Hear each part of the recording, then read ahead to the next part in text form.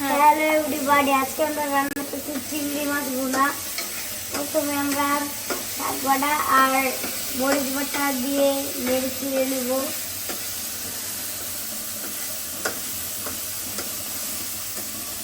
পানি দিয়ে দিব, দিয়ে কষিয়ে নিব।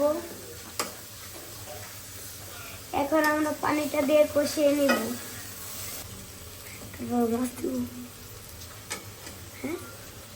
তারপরে আমরা এগুলো দিয়ে দিব। তো গাইস, আমাদের কষানো হয়ে গেলে আমরা মাছ দিয়ে দিব।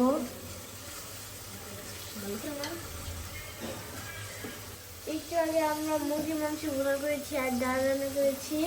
এখন মুরগির মাংস ভুনা করেছি আর ডাল রান্না করেছি। এখন হচ্ছে আমরা চিংড়ি মাছ ভুনা করব। সবাই দেখতে থাকেন।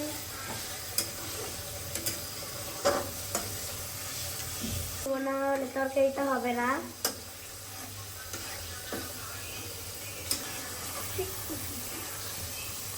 তারপর আমরা এগুলো দিয়ে দিব।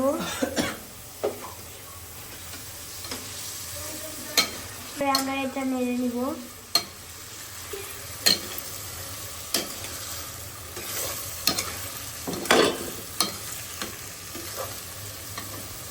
এখন আমরা পানিটা দিয়ে রান্না করব।